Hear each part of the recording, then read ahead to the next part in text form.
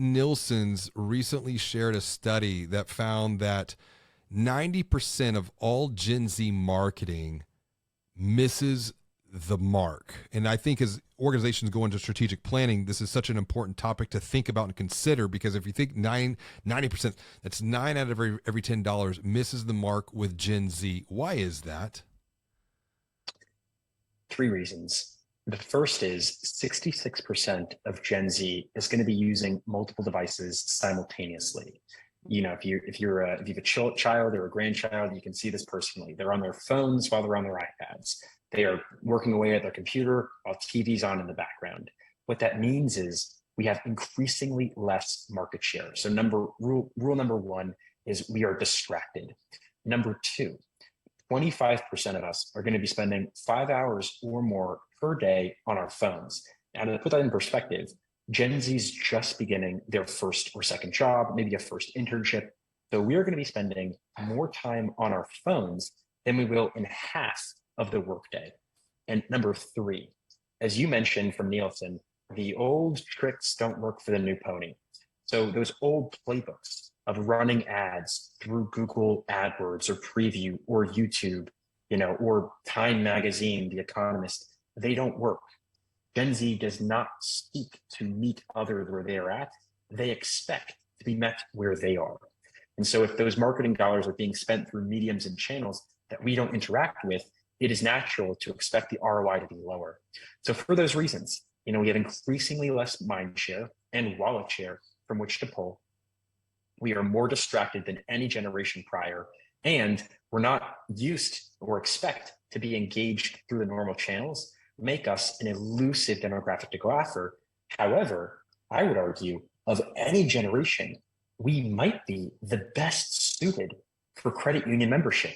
We are the quintessential example of an ideal credit union member. We are looking for an organization that is aligned with our values. We want some organization, institution that has deeply rooted local connections. It's what the credit union movement offers to provide, yet we are the least likely to bank with them. When you think about potential roadblocks around Gen Z, what are the biggest roadblocks that are holding financial brands back from making, I would say, emotional connections with them?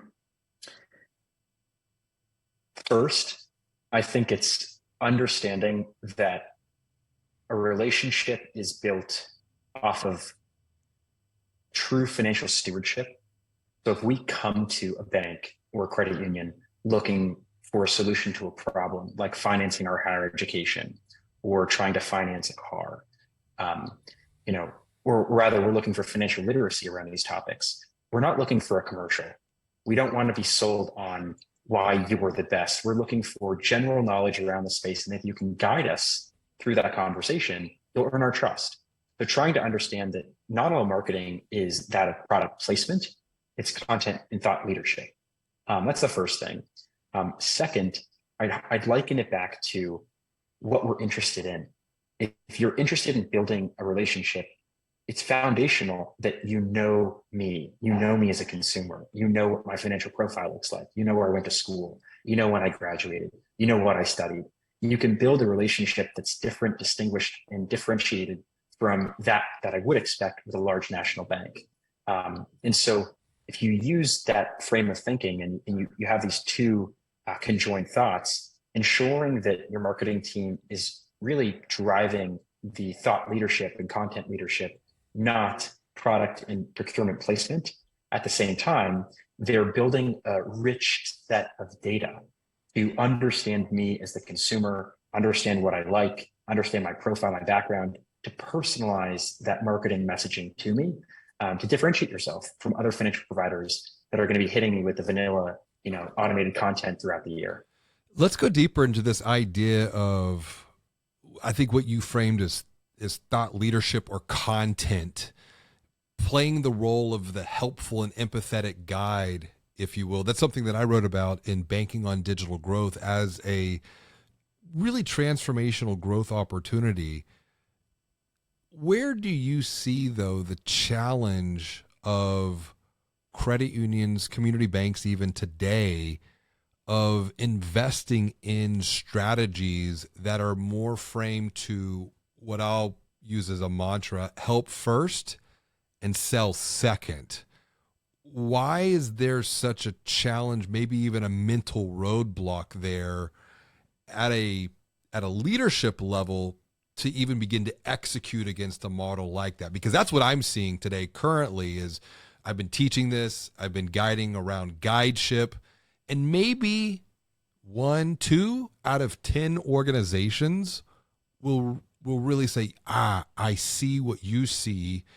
I see how that could really differentiate us beyond promoting the same commoditized great rates, amazing service, and lookalike product features that everyone else promotes. But what do you think holds an organization back from really committing to help first and sell second? I think what stops it from resonating with an 18 or 22-year-old is exactly what you've identified. It feels very cookie cutter. It doesn't feel unique or with the trends. And so in my mind, a potential resolution for this that I've seen work at other institutions is trying to engage through social media, oftentimes through a younger colleague running that account who understands what certain trends are and what brands comment on. Let's just put this into perspective for some of the credit union executives listening. If I told you 3 years ago that credible financial institutions with billions of dollars of assets would be engaging in complex financial literacy discussions on an app designated for teen dancing, you would call me clinically insane. That was 3 years ago. Now it's the norm. It's what you expect to do when you're posting financial literacy on the internet. You no longer, run with an SEO article on your website and hope it drives traffic, or put out some static, PDF that nobody's ever going to read. You try and make it digestible.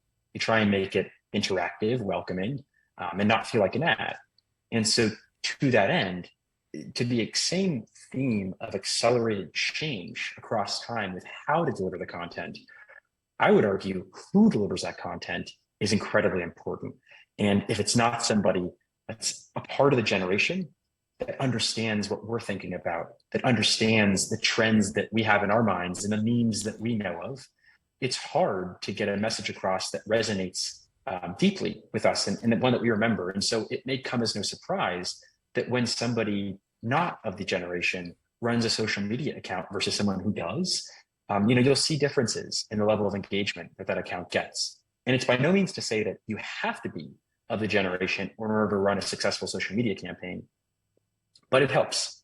It definitely does help to have the perspective of somebody who comes from it and lives it to comment on what will and likely will not work. I want to give some context for those who are watching or listening. The music app that you were referencing, that people would think that if you'd be giving financial advice, if you're talking about this 3 or 4 years ago, is TikTok.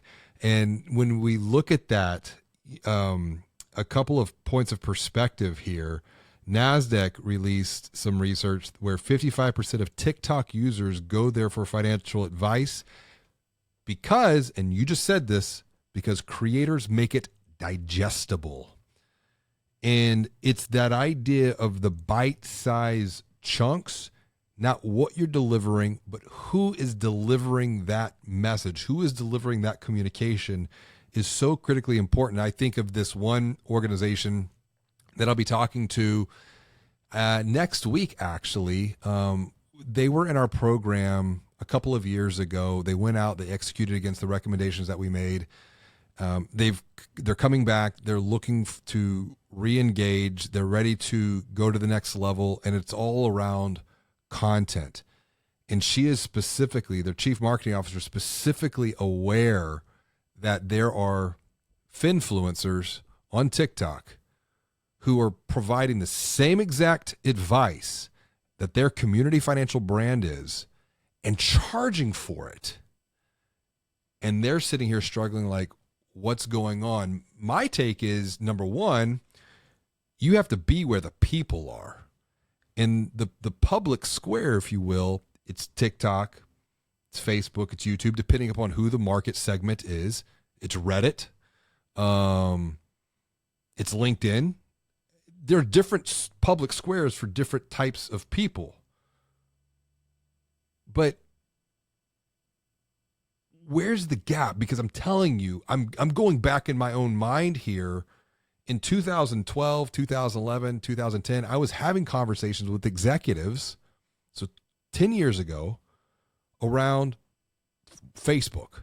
Here we are 10 years later, your perspective for Gen Z, TikTok makes a ton of sense. But how to get over the insanity hurdle? Because I know that's going to be one of the big mental roadblocks. It's a matter of perspective. How do we gain perspective from different worldviews through different life experiences? Because it's not a matter of right or wrong. It's a matter of it just is. And it's almost like we have to unlearn what we have learned so that we can continue to learn and grow going forward in a new reality. What's your take on that? I think it's two things. The first of which is, if you would like to successfully engage my generation, you can't expect my generation, because we are lazy. You cannot expect us to meet you where you are. You have to meet us where we are. And that's what fintechs successfully have navigated, and why they have exploded in growth over the last couple of years. Mm-hmm. They understand that Gen Z, undoubtedly, yes, I should caveat that. I paint with a broad brush. Of course, not all Gen Z are lazy. I hope I wouldn't paint myself as a lazy individual. But what I'd like to think is we're lazy insofar as we're not searching for information on the old platforms. Right. We're not going to pick up a magazine. I am probably alone when I say I actually enjoy print books. I'm maybe an old soul in that regard. You and me both. You want to be you and me both. I have a huge library of physical books because that's the only thing I just truly enjoy. So you're not alone. I'm right there. I'm an old soul with you on that one. Amazing. We'll exchange titles. So I think in that regard, your first assumption would be that Gen Z will be lazy and won't meet you in the New York Times. We will not meet you at The Economist. We are not going to meet you in Google Ads. You got to meet us in TikTok. You got to meet us in Snapchat. You got to meet us in Instagram. That's the first. And the second is a litmus test. I often feel that when executives are deploying marketing dollars, they treat those dollars from a different perspective than they would their own personal lives. And what I mean by that is, if you're a credit union executive and you have kids or grandchildren, as a good litmus test, just watch them. See where they spend their time. See what information they interact with. See what texts they exchange with their friends and what they're talking about. Now, if you think that for some odd reason that behavior is going to change when it comes time to make a financial decision, I can assure you it will not. And I can assure you that banks and fintechs, larger banks especially, that can afford to have budgets to just try a ton of these different avenues, have come to realize that fact. And we become corroborated when you see these big reports from Cornerstone Advisors or Nielsen or Gartner, and they come out with macro level data that substantiate what we're talking about. But from a personal level, you just watch the behavior of your children or your grandchildren, and you'll see it play out live in real time. It will blow you away once you really start to look for it. So I think it's both of those things. And if a credit union executive wants to be successful in those regards, I'd recommend just starting there.